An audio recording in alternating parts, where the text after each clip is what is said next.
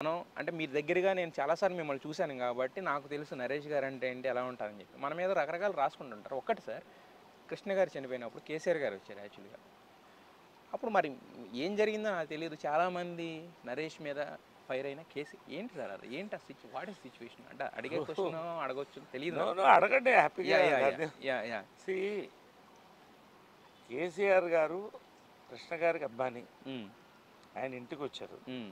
క్లియర్గా అబ్జర్వ్ చేయడం విజువల్ ఎందుకు అడిగారు కానీ మంచిగా ఆ! తెలియాలి కదా. Yes sir. ఇప్పుడు ఎంత ఈజీ ఒక తమ్నైల్ పెట్టడం అనేది జస్ట్ క్లిక్స్ కోసం. యెస్. యెస్. అది ఒక 6 నెలల పాటు చాలామంది నన్ను అడిగారు. హ్మ్.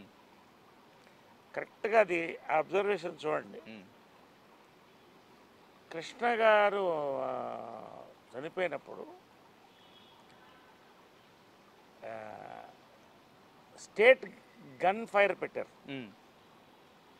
ప్రభుత్వ లాంఛనాలు. స్టేట్ హానర్స్ ఇచ్చారు. అవును. అవును. ఇది నాకు సంతోష్ గారు చెప్పారు. హ్మ్.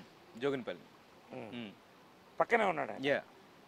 అది కేసీఆర్ గారు ఆయన మనసులోంచి వచ్చింది, ఎవరు చెప్పలేదండి. హ్మ్. మామూలు సినిమాటోగ్రఫీ మినిస్టర్ ఎవరో చెప్తారు, ఆయన మనసులోంచి వచ్చింది. హ్మ్. థ్యాంక్స్ చెప్పండి ఫ్యామిలీ తరఫు నుంచి అని. Hmm. అంటే చాలా థ్యాంక్స్ అంటే, అయ్యో అదేం కాదు బాబు, అది నా మనసులోంచి వచ్చింది. I just wanted to honour the great Yes, man yes. అన్నాడు. Yeah.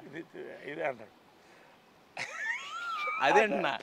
జరిగిందేమో ఇది, రాసిందేమో సీరియస్ అయిన కేసీఆర్. ఏమన్నా రాయచ్చని జరిగింది. అది Yeah, compare the visuals.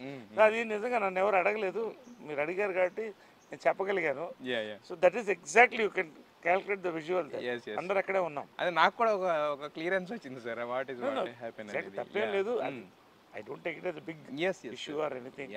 Last వరకు కూడా ఇప్పుడు చంద్రబాబు నాయుడు గారు వచ్చారు, ఆయనకు మంచి రిలేషన్షిప్ ఉంది మాకు ఎప్పటి నుంచో. కేసీఆర్ గారు మంచి రిలేషన్షిప్ ఉంది, మరి ఆయన వచ్చాడు, జగన్ వచ్చాడు, అందరూ అంతే గౌరవం.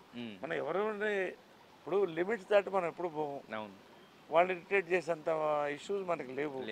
రాసుకోవడం బ్రహ్మాండం. పోనీ కనీసం అరకి న్యూస్లో ఉన్నాం కదా, సంతోషం.